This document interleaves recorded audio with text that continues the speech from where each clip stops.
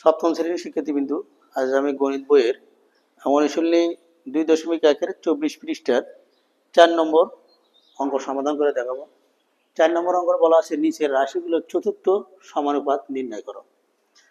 এখানে 5টা অঙ্ক দেওয়া আছে। দেখো, তোমাদের গণিত বইয়ের 20 পৃষ্ঠার সূত্র আছে। এই সমানুপাতের সূত্র যে প্রথম রাশি গুণন চতুর্থ রাশি সমান সমান দ্বিতীয় রাশি গুণন তৃতীয় রাশি 20 পৃষ্ঠায় পাবা। তো দেখো, আমরা ক নম্বর যদি সমাধান করি, দেখি ধরি লিখতে পারি যে প্রথম রাশি সমান সমান 5, দ্বিতীয়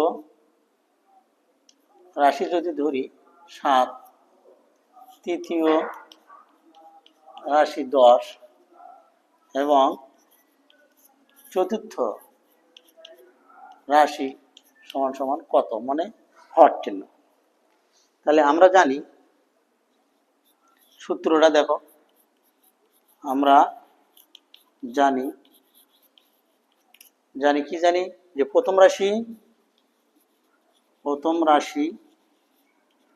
গুণন চতুর্থ রাশি সমান সমান দ্বিতীয় রাশি গুণন তৃতীয় রাশি। এই সূত্রটা জানা থাকলে এই অঙ্কগুলো করা সম্ভব। তো দেখো, বা দেওয়ার উদ্দেশ্যে এখানে সমান সমান থাকার কারণে বা দিলাম, দুটো পক্ষ আছে। এখানে প্রথম রাশি 5 গুণ চতুর্থ রাশিটা 9, চতুর্থ রাশিটা আমরা বাইর করব। এদের চতুর্থ রাশি লিখব, চতুর্থ রাশি সমান সমান দ্বিতীয় রাশি কত আছে 7, দ্বিতীয় রাশি আছে 7 গুণন তৃতীয় রাশি আছে কত, তৃতীয় রাশি আছে 10। তাহলে বা যে রাশিটা ব্যয় করবো সেটা বাম পাশে রাখবো। তাহলে চতুর্থ রাশি সমান সমান দেখো 5 এখানে এই চতুর্থ রাশির সাথে গুণ অবস্থা আছে, গুণ থাকলে পাশে ভাগ হয়ে যায়, যে এটা ভাগ টান, উপরে যা আছে তাই লিখবো যে 7 গুণন 10, নিচে 5। এই 5 দিয়ে যদি আমরা 10 ভাগ করি, 5 দুগুণ 10, মানে 2 বার যায়। 10কে 5 দিয়ে ভাগ করলে 2 বার যায়, সেই 2 দিয়ে 7 গুণ করলে 7 দুগুণ 14 হবে। সুতরাং চতুর্থ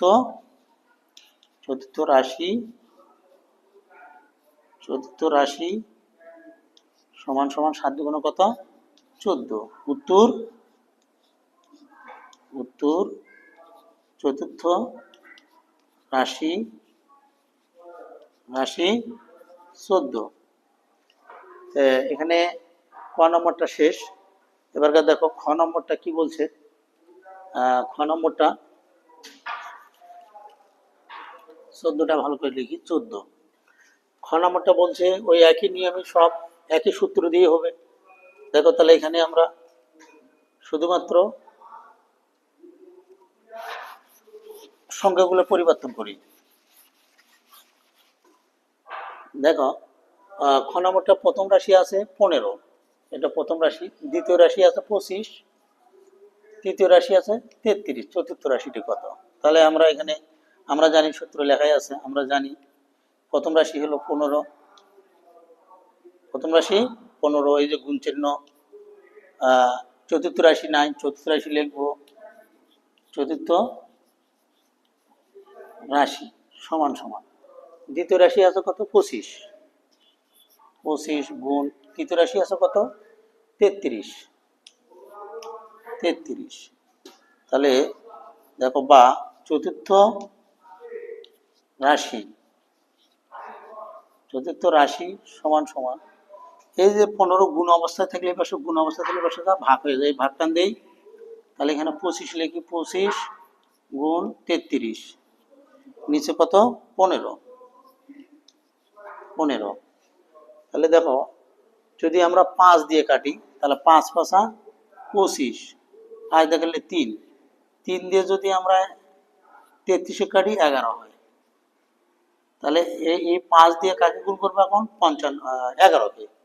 5 গুণন 11, যদি আমরা গুণ করি হয় 5 11 55, 5 11 55 হয়ে যায়। সুতরাং চতুর্থ রাশি সমান সমান কত? 55। উত্তর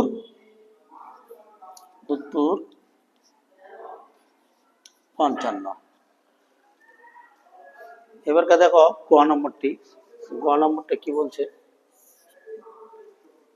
পরিবর্তন করে দেই। দেখো গ নম্বরটা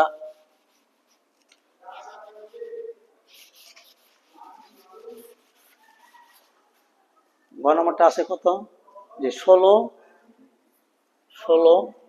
24 আর 32 চতুর্থ রাশিটা নাই, বাইর করতে হবে। তাহলে এখানে প্রথম রাশি 16 গুণ চতুর্থ রাশি নাই, চতুর্থ রাশিটা লিখে নেই। চতুর্থ রাশি সমান সমান দ্বিতীয় রাশি আছে কত? 24 গুণ তৃতীয় রাশি কত আছে? 32। দেখো বা চতুর্থ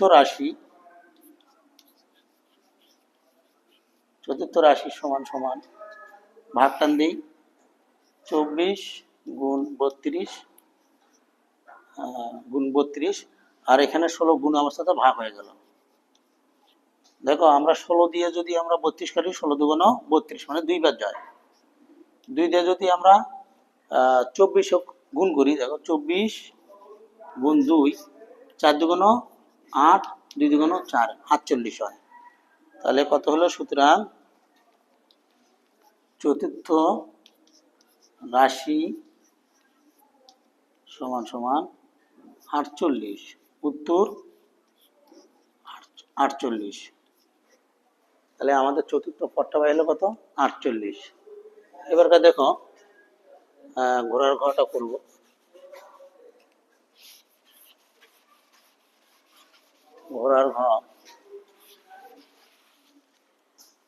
ঘোড়ার ঘর বলছে কি যে প্রথম রাশি 8, দ্বিতীয় রাশি কত?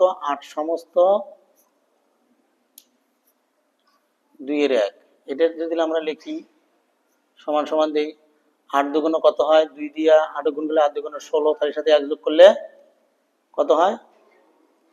17। উপরে হবে 17, নিচে হবে 2। এবং তৃতীয় রাশি আছে কত? তৃতীয় রাশি আছে হলো 4। তৃতীয় রাশিটা কত? 4। তাহলে আমরা জানি সূত্র প্রথম রাশি হলো 8 গুণ চতুর্থ রাশিটা নাই, চতুর্থ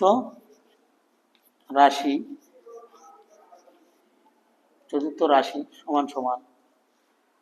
দেখো দ্বিতীয় রাশি আছে কত?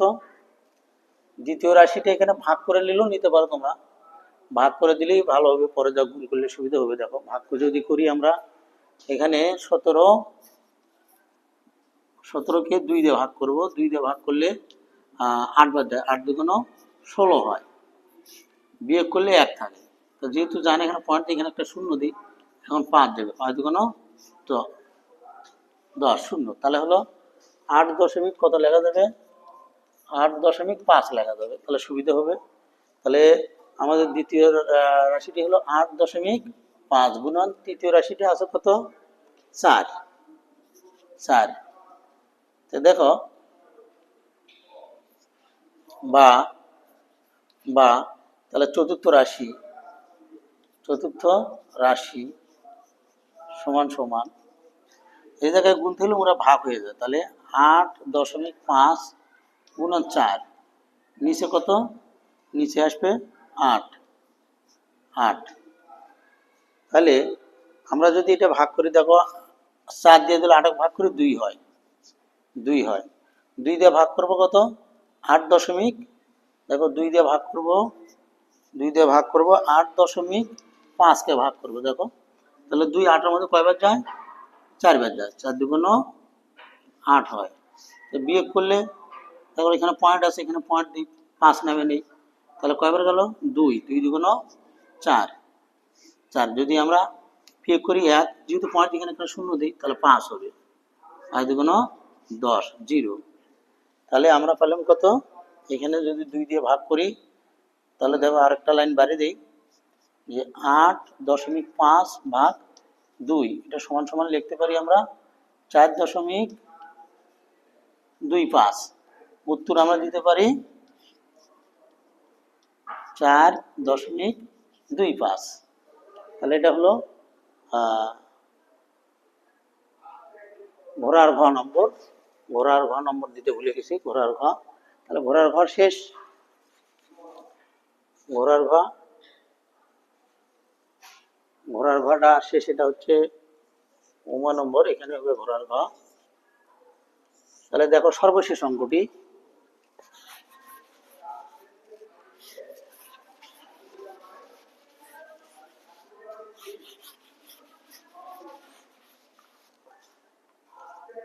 সর্বশেষ অঙ্কটি হচ্ছে দেখো যে এখানে উম নম্বর অঙ্কটি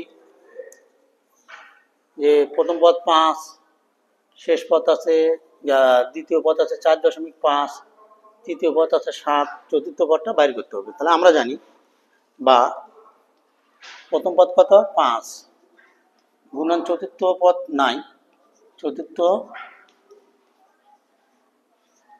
রাশিটি নাই, সমান সমান দ্বিতীয় রাশি আছে কত 4.5, 4.5 গুণন তৃতীয় রাশি কত 7। তাহলে আমরা কাজ করি, দেখো চতুর্থ রাশি একই সূত্র বারবার, তাহলে এখানে 4.5 গুণন 7, নিচে হবে কত 5, দেখো 5 হবে। তাহলে আমরা যদি ভাগ করে দিয়ে গুণ করি এটাই ভালো হবে, অথবা গুণ করে ভাগ করলে হবে। তো দেখো সমান সমান গুণ করে দিই, 4 কত 4.5 গুণ করবো 7 দিয়ে, 5 7 35, 5 হাতে 3, 4 7 28, আর 3 31, এক ঘর পর পয়েন্ট, তাহলে 31.5, নিচে কত 5। দেখো এই 31.5কে যদি আমরা 31.5কে যদি আমরা 5 দিয়ে ভাগ করি, দেখো 5-এর ঘর নামতা করি 6 পর্যন্ত থাকে, 5 6 30, 30 বিয়োগ করলে 1 থাকে, যেহেতু যায় না পয়েন্টটা এখানে দিই, 5টা নামে নেই, 3 বার যায়, 3 5 15 হয়। তাহলে কত হলো, এটা যেটা ভাগ করে আসলে হলো 6.3। তাহলে উত্তর হবে, উত্তর যদি আমরা লিখি চতুর্থ পদ হবে 6.3। তোমাদের এই 4 নম্বর অঙ্কটি শেষ। সবাই ভালো থাকবে, খোদা হাফেজ।